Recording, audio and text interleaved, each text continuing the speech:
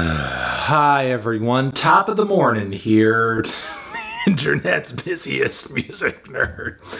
And it's time for a Why You Know review where I give my thoughts on a series of records I haven't had the time to do a full-length review of, so I'm kind of going over a bunch of them gauntlet style here. You know what it is, I've explained it, we've done it before. And we'll most likely link you to some other ones at the end of this video.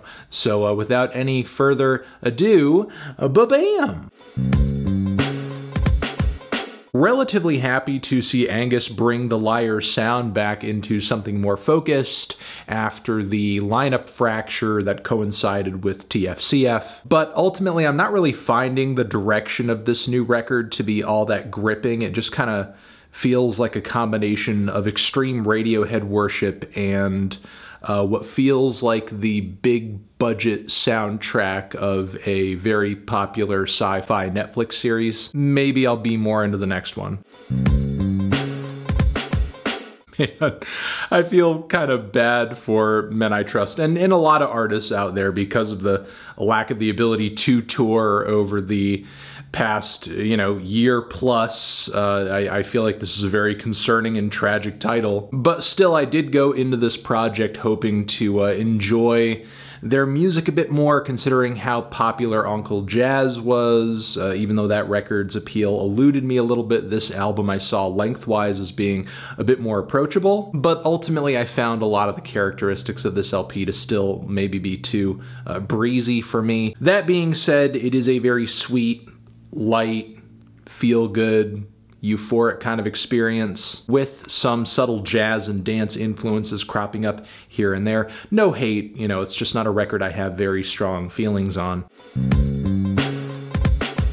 Washington black metal outfit Wolves in the Throne Room after almost 20 years, still going strong. And I feel like this latest offering here is one of the band's biggest and most direct projects yet, with a lot of tracks here hitting around that 5-minute mark. The performances on this record are pretty fierce. There's definitely an aggression to this LP that I think makes it stick out in the band's discography, but I gotta say the writing isn't necessarily sticking with me all that much, and I feel like in the process of giving us a mix and some instrumental palettes that are a bit plainer, some of the mystique of Wolves' music has been kind of lost in the process, and admittedly I kind of miss that.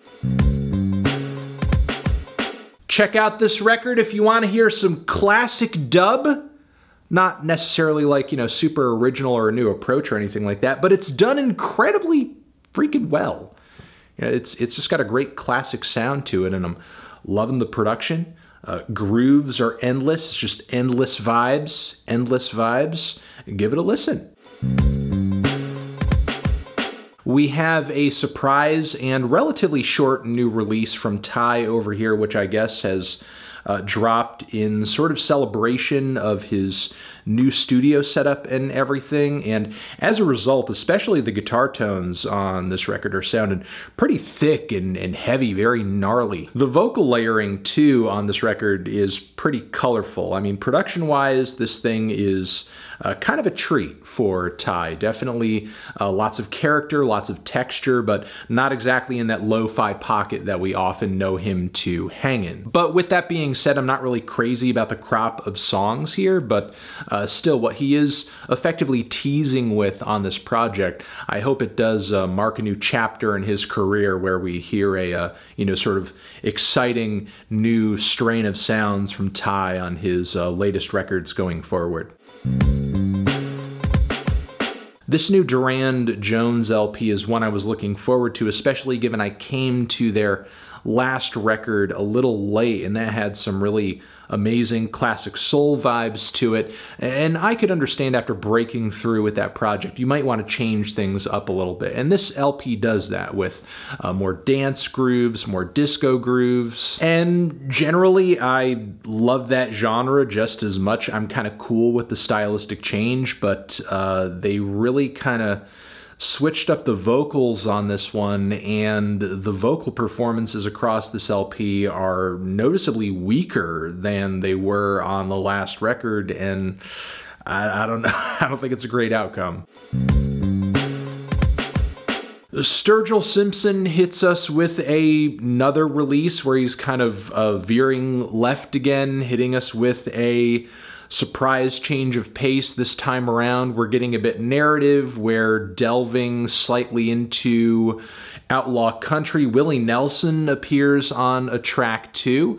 It's kind of fun, but I feel like Sturgill's embrace of this sound and this story on this record unfortunately moves in a bit of a cartoony direction that I think undermines just how great and artful this strain of country music is. I don't so much feel like I'm listening to a new Sturgill Simpson LP as much as I am listening to him kind of cosplay musically to make, I don't know, some songs for some kind of Western TV show that's a little tongue-in-cheek, I guess. Yeah, unfortunately, this new Iron Maiden record is one of the band's worst, and I think it boils down to something super simple, and that's that the band just does not have pep in their goddamn step on this record. Bruce Dickinson cannot carry a record vocally this long, and the performances are just kind of flabby and weak. There's nothing on here that really kind of hits hard or leaves an impact. On top of it, the band is like still in this mood right now where they feel like they need to write in this really long-winded way, which I think makes a lot of the lengthier cuts here like even a worse listen than they would be if they were kind of pared down. It's just not a great experience at all, like no impact and just drab, long-winded, and slightly torturous as well, considering how much the band used to kind of kick ass and how little this thing has in terms of punch, energy, or excitement. New EP from Gorillaz, meanwhile, a bit of an afterthought or a detour post the release of Song Machine, I guess. I'm kind of wondering, like, what is going to be the state of Song Machine Volume 2, because Damon Albarn did talk up that potentially being a thing, and certainly the first track off of this EP I thought was fantastic and worthy of you know, maybe a placement on a larger project. Look, overall, it's a couple of tracks. They're decent. The AJ Tracey song has some sung vocal passages that aren't that great. The live cut recording is a little rough, but the title track is a banger that embraces elements of reggae and dub. It's very tuneful. It's a little psychedelic as well. So Gorillaz fans, don't miss out. It's not a project to skip entirely, but it does make me wonder, like, where things are going next for Gorillaz.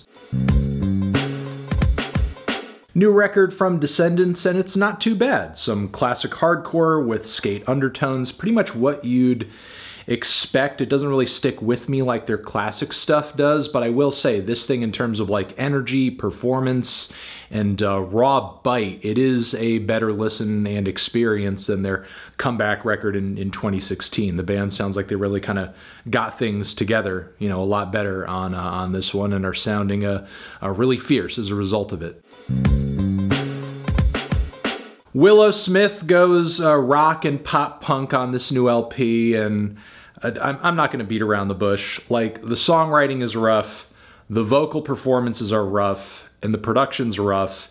It's not great, it's not flattering, it does not creatively paint Willow in a great light, and it's not a great reflection or rendition of the genres that she is kind of just like dabbling in on this record. I mean, there may be some fans out there who really mess with it and get some sort of excitement out of seeing her suddenly, you know, kind of transition into a rockier and a punkier sound and aesthetic, but it's not great. It's not very good at all, honestly. By any and all standards of the genres that she's, you know, attempting to play into here, it's a failure. New Jungle LP, it's a big one, it's a robust one, a lot of dance and disco grooves, it's very summery, it's very euphoric, a lot of grand instrumentation in the mix as well, and I think there's a very big nostalgic appeal to this LP too. Once more, those grooves, they do captivate me, but the more I listen to it, the less character I really find in the LP, and the more it just kind of feels like mall music, and the more it almost hits me in the same way a Peter, Bjorn, and John, you know, single or record does, in that it sounds kind of appealing, but I'm not really kind of catching anything all that memorable about it. Yeah, that's pretty much how I feel. Zishin, have you given these albums a listen? Did you love them? Did you hate them? What would you rate them? You're the best, you're the best. What should I review next? Hit the like if you like, please subscribe, and please don't cry. Hit the bell as well over here next to my head. Another video to check out, hit that up, or the link to subscribe to the channel. Anthony Fantano, Why You Know Review, forever.